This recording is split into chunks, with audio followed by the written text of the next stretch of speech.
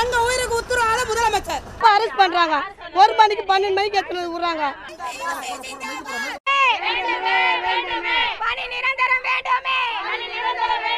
நேத்துல இருந்து அரெஸ்ட் பண்ணி விடுறாங்க. 1:30 மணிக்கு பெரம்பூர் ரயில்வே ஸ்டேஷன்ல விட்டுட்டு போனா என்ன தொலைற அர்த்தம்? 40 பெண்கள்.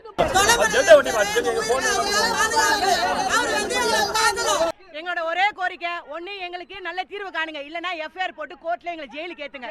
ஏன்னா இங்கே நாங்க சோறு இல்லாம தான் கஷ்டப்படுறோம். அங்க போனாலும் 3 வேளை சோறு இது பண்ணுவோம். எங்களை தயவு செஞ்சு பாரதி தோழரே எங்க கிட்ட பேச விடுங்க. எங்களுக்கான தீர்மானம் என்னன்னு தெரியும். இல்லையா நாங்களும் ஜெயிலுக்கு போக நாங்க ரெடி.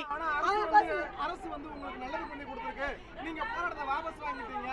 இல்ல நாங்க யாருமே போல 2000 பேர் சரி தோழரே, அரசு நல்லது பண்ணுங்க. நல்லது எங்க? நல்லது கேக்குறீங்கன்னா நேத்துல இருந்து அரெஸ்ட் பண்ணி விடுறாங்க. 1:30 மணிக்கு பெரம்பூர் ரயில்வே ஸ்டேஷன்ல விட்டுட்டு போனா என்ன தொலைற அர்த்தம்? 40 பெண்கள். எங்க இருந்து நாங்க வந்தோம் எங்களுக்கு தான் தெரியும். வந்து இங்க தான் உட்கார்ந்தோம் காலையில, மறுபடியும் அரெஸ்ட் ஆகுறோம். அப்ப என்ன தோழரே? அது நாங்க இல்ல தோழரே, நாங்க கிடையாது, எல்லாம் உங்க கட்சிக்காரங்க.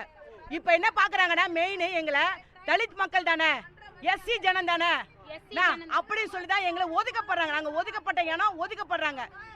அந்த ஒதுக்கப்பட்ட வேலையை ஏன் இவங்க தரமாட்டேன்றாங்க?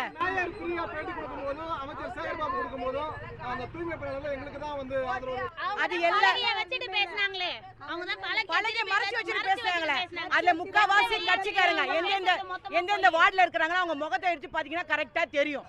புரியுதுங்களா? இன்னொன்னு அவங்க கவுன்சிலர் வச்ச ஆளுங்க. கவுன்சிலர் ஒரு ஆளுக்கு இவ்வளவு அமௌண்ட் வாங்கி வச்ச ஆளுங்க. அவங்க பேரு பம்பர். அவங்க பேரு பம்பர்.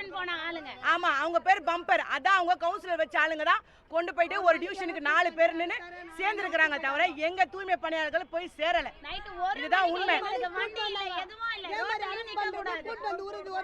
ஆமா, இல்ல வரல. யாரு எங்க கிட்ட எங்க தலைமையே பேச வேணாம்னு சொன்னதுக்கு அப்புறம் யாரையும் வந்து எங்க கிட்ட பேச்சுவார்த்தை நடத்துவாங்க?